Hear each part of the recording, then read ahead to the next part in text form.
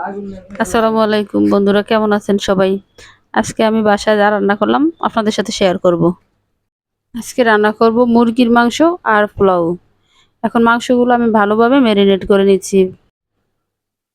পেঁয়াজ, রসুন, আদা বাটা সবগুলো একসাথে দিয়ে হলুদের গুঁড়ো, গরম মশলা গুঁড়ো, লবণ সব উপকরণ আমি একসাথে মেখে নেব।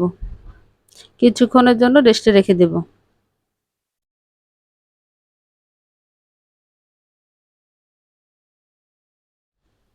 কিছুক্ষণ রাখার পরে এখন আরেকবার নেড়েচেড়ে আমি মাংসটা চুলায় দিয়ে দিলাম।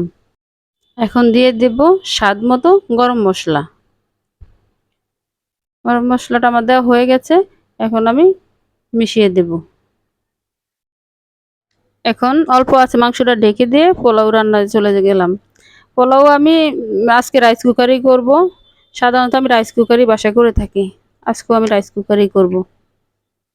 তেল দিয়ে পরিমাণ মতো তেল দিলাম, পেস্ট দিয়ে দিলাম, সামান্য আদা বাটা দিয়ে দিলাম।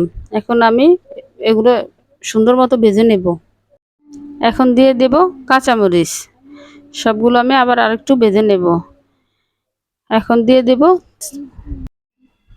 এখন পোলাওর চালগুলো দিয়ে ভেজে নেব। কি দিয়ে দিলাম পরিমাণ মতো লবণ। চালগুলো ভাজা হয়ে গেছে। এখন আমি পরিমাণ মতো পানি দিয়ে দেব। এখন দিয়ে দিব হালকা পরিমাণ একটু মশলার গুঁড়ো। কিছুক্ষণ রেখে রাখার পরে আমার পোলাওটা একদম পুরোপুরি তৈরি হয়ে গেছে। অন্যদিকে আমার মাংসটাও প্রায় হয়ে গেছে।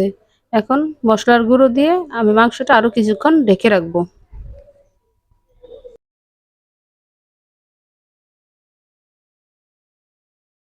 মাংসটা রান্না হয়ে গেছে। এখন আমি নামিয়ে নেব। আপনারা দেখে জানাবেন আমার দুইটা রান্না কেমন হয়েছে। সবাই ভালো থাকবেন, দোয়া করবেন। আসসালামু আলাইকুম।